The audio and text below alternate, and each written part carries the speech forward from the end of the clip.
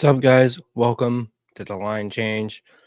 Now, before I get started on this video, you guys know how Segaris and Price have their errors and omissions segment at the end of their shows?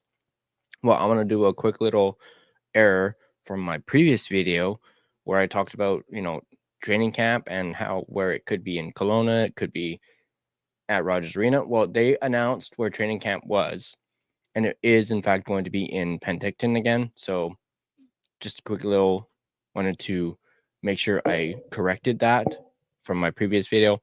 Obviously, that article that I read from was from a few days ago, and it was prior to the announcement that training camp will in fact be in Penticton. So I wanted to start off this video by acknowledging that.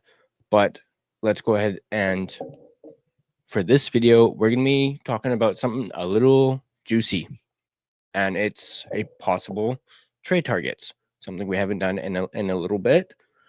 And I thought it was interesting because it involves a team that both Jim Rutherford and Patrick Allvin have a history with. So, but before we dive right into it, I want to give a big shout out and thank you to my sponsor, Gassy Jack Art, maker of that incredible artwork you see there behind me. So go ahead and check him out, GassyJackArt.com. You can also check him out on Instagram at GassyJackArt. Still has his end of season sale going on where you can buy 2 prints and get an additional 2 prints for free. So go ahead and check him out. But let's go ahead and dive into the topic of this video. And it is, as you can tell from the thumbnail, as well as the title of this video, should the Vancouver Canucks trade for available Penguins wingers Bryan Rust and or Rakell? This article is obviously written by our friends at Canucks Army. This one written by Tyson Cole. The free agent cupboards are bare with the likes of Jack Roslovic headlining the best available players on the market. Yet there's a lot of talk around the league about teams not being happy with their roster and will look to attack the trade market, to fill their voids. However, there's only one team in the league that appears to be actively trying to sell off assets and get worse: the Pittsburgh Penguins. This comes as a surprise, considering the clear sellers market as well as the strength of the 2026 NHL draft class with Gavin McKenna and Keaton Vierhoff. Not sure if I butchered that name, at the top of the board. Nonetheless, the Penguins are in a advantageous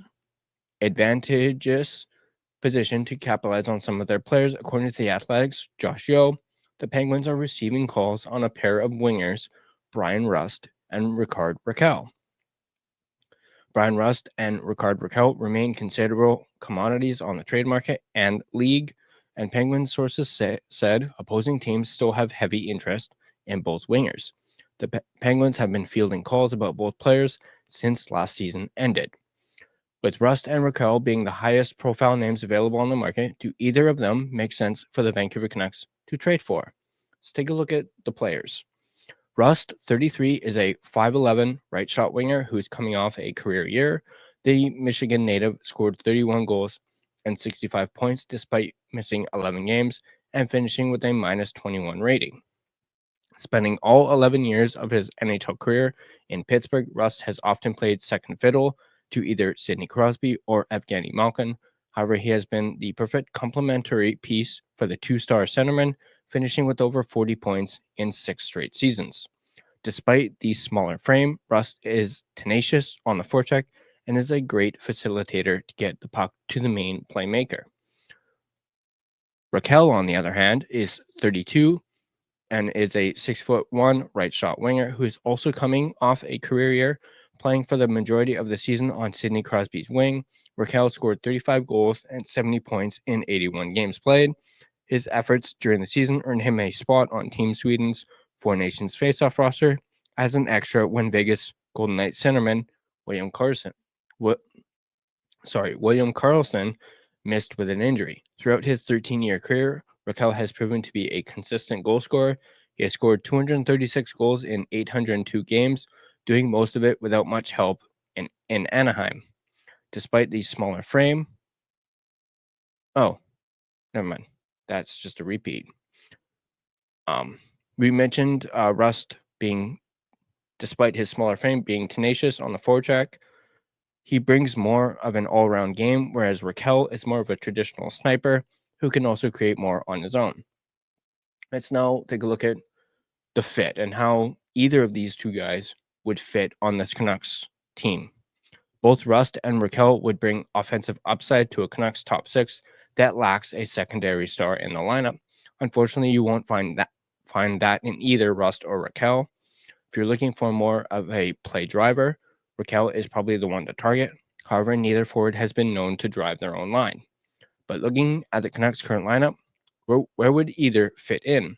You got your first line, Evander Kane, Elias Pettersson, and Niels Höglander.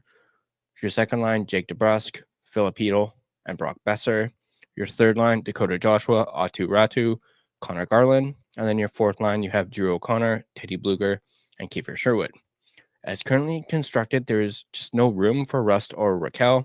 The Canucks have 8 NHL caliber wingers already on the team. And that's not including AHL playoff leading goal scorer Linus Karlsson, who deserves a shot with the big club next season. The Canucks' hole is down the middle of the ice, but that's not news to any of you. Rakell has some experience playing center, finishing with over 600 faceoffs in a single season, but that was all the way back in the 2017-2018 season. Since being traded to Pittsburgh, Rakell has taken just 84 in his 4 seasons, so you can rule out the option of Rakell at 2C. Let's take a look at the verdict. Should the Canucks trade for Rust or Rakell? No, probably not. Would these players help the Canucks' scoring woes? Undoubtedly. However, there just isn't room for either player on the wings here in Vancouver. Not to mention the Canucks have under $1 million of available cap space.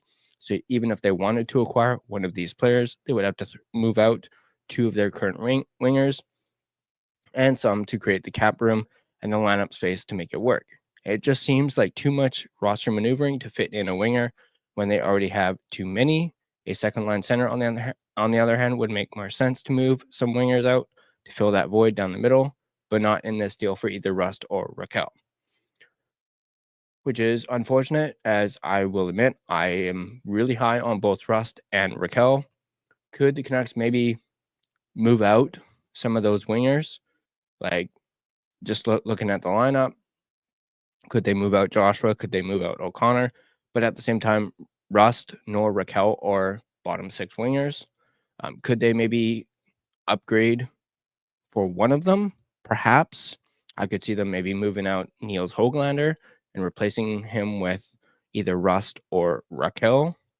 But I want to know from you guys, the Canucks fans, what do you guys think about this? Do you guys like the idea of them, maybe initiating a trade between them and the Penguins? Maybe they can, kill 2 birds with 1 stone and not only free up some cap space, maybe have Pittsburgh take on some money, and they can also get an upgraded winger in the likes of Rakell or Brian Rust. Let me know in the comment section down below what you guys think. And as always, if you guys like this video, be sure to hit that like button. If you want to stay up to date on all your Vancouver Canucks content, be sure to smash that subscribe button and turn on your notifications so you don't miss a single video. If you want to find us and interact with us on social media, you can find us on Facebook. Just search The Line Change to find our Facebook page. You can find us on Instagram at The Line Change. You can find us on X at Line Change Fan. You can also find us on TikTok at the TLC Podcast. We're also now on Blue Sky, so go ahead and check us out on Blue Sky at The Line Change. And feel free to give us a follow on all of our social media platforms. If you prefer a audio version of this podcast, you can find us on both Spotify and Apple Podcasts. On Spotify, feel free to give us a follow, as well as rate and review us. It is, of course, greatly appreciated. But that's going to do it for this video. As always, let's go Canucks, and I'll see you guys in the next video.